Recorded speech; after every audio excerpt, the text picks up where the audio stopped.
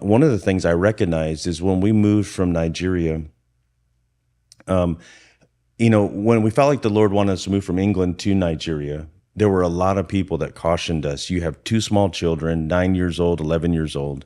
And they were like, in fact, I went to the American embassy before we moved, and I went to the deputy consular, kind of like the deputy ambassador there. And I'm like, I'm just here to talk to you to, get some advice and stuff like that. What are some things I need to be thinking about when I move my family? And she's like, don't move here. Yeah. She's like, people die here. There's disease here. Like, why would you move your small you were children? Like, let's go. Kinda. But I learned at that point that a lot of people worked in the State Department and things like that. They just have such a downer view of things. And for us, we were always super excited to be in the places where God called us to. Yeah.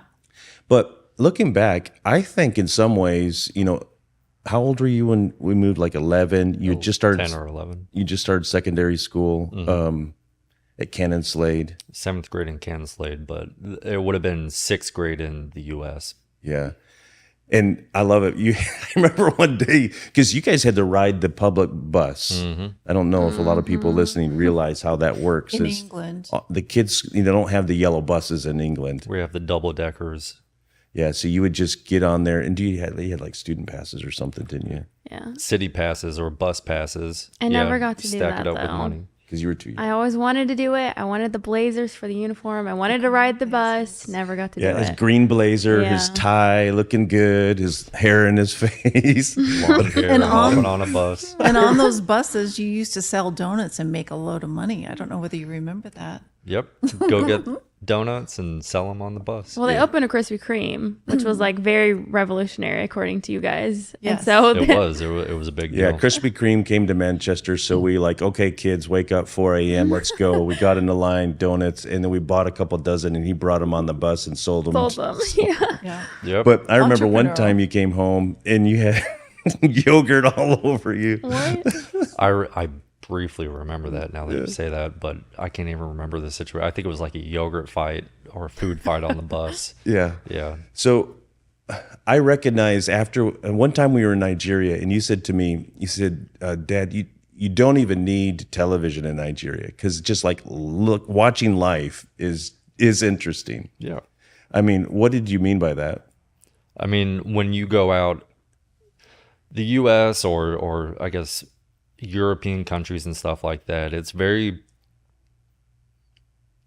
life is simple, right? So it's first world problems. When you go over to a third world country, you're dealing with so much more culture, and every day there's a new thing that's coming on. And then, even back then, I don't think news was readily available as much as it is today. But you're sitting in school and bomb blasts a football field away, goes off, blows up the UN, that type of stuff. So you're having fun. Yeah, one of the things I remember too is remember when we flew into Port Harcourt for the New Year's Eve service, and we flew from Abuja, the capital, to Port Harcourt, which is on the coast. And there's a lot of kidnappings and stuff. Oil workers got kidnapped and held for ransom and stuff like that. And so when they picked us up from the airport, the ministry did, we had this big Hummer that we got in, and there's, security and front and back all around us. And you hear Julie Beemer underneath her breath. What? I was probably pleading the blood of Jesus every single time. When were you not? Yes.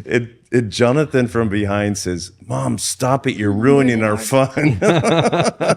You want some sort of adventure. If you pray too much, nothing happens. Stop using your authority. You're ruining our fun. That's funny. Well, and I was so concerned because we were going to have to keep you inside this little bitty apartment until they came and picked us up, because you guys could have, been, there was crazy things happening outside. And we walked into this hotel room, and it was not, the best hotel room, but it had orange sherbet, sofa and furniture. Oh, I remember. And Elizabeth was like, "Oh my gosh, this is the best ever." And so, even in difficult situations, there was something that came up that you were always having fun with? God always just helped little things to be able to make it special. Yeah, you were all tense from security and protecting your kitties, and she's like, "This couch looks amazing." But there wasn't also a bubble that you guys put around us. I mean, even in Abuja, allowing, at least for me, to go walk to my friend's house, Yeah. you know, which a lot of parents, especially, you know, the diplomats, they wouldn't allow that. Yeah. So Yeah. you guys never really put us in a massive bubble. You gave us the capabilities to be able to go out and do that, which, you know, the idea behind that you can talk about. Yeah, so I mean that brings us back to that adventure side of things. I know, you know, looking back, that if we would have stayed in England, which is what everybody said was the safe thing and the thing that would have been best for you guys, I know that you would have looked for adventure. You especially would have looked for adventure in ways. Well, we've got stories about you and adventure too, but I know you would have looked for adventure in ways that you're at that age where you would have found adventure, and it wouldn't have been adventure that would have been healthy adventure. And so actually a part of us, I mean, that's an interesting lesson to learn as parents, is in the obedience to do what God told us to do. I think in some ways it probably protected you. And so I always tried to feed that in different ways. And one of the ways we did that is at Christmas time, I knew that because there wasn't a lot to do in Abuja, you know, as far as We lived out of the safety ring. So any of your friends, they could not come visit you at our apartment. So we would have to take you to different places, and they would not let you come out to your Initially, though, we did live within the safety Yeah. ring. One thing I will say though is that you came to me specifically, I remember, and you're like, listen, we're moving to this place. It's not going to be the funnest place to live, but if you ever need to go anywhere, I promise that I'll make it happen. And I remember that, and you definitely stuck to it, which it helped a lot for sure.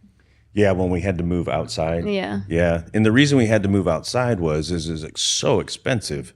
It was you know, like $70,000, $80,000 a year for rent in for a 4-bedroom apartment. And God had provided supernaturally for that. We didn't have the $70,000 or $80,000, but we actually moved into that apartment for like $12,000. It was incredible what God did with that, but that only lasted for 8 months. And then when we found a place outside the city, it was like still $35,000 a year, and but it meant that we were outside that secure zone, and that was actually, I did say that to you, but that was one of the negotiation things between your mom and I. Oh, really? She's like, if we take this place, then you have to. Anytime we Thank need to you, bring Mom. the kids someplace. Well, and we have to realize how unsafe it was, because Yeah. even the people that owned the complex, it was 2 apartments above and below, they were scared for us white people to be in that area. They were scared for their neighbors because we were causing them to. Well, they thought we, Be a being threat. American, being there, we coming might in. be an attraction to, you know, thieves, because that was a common thing that would happen at that time. So they're like, we were the first person to rent out of that block of 4 apartments, and they're like, man, we don't know if we should rent to you guys. If we rent to you guys, no one else might want Yeah. to move You'll there cause too. the neighborhood to go down. But it was so bad to the point that when we told our friends, hey, we're moving out to here, they laughed because like the Nigerian friends. And so they even knew like, no, Yeah. no. But it was great. It was a blast.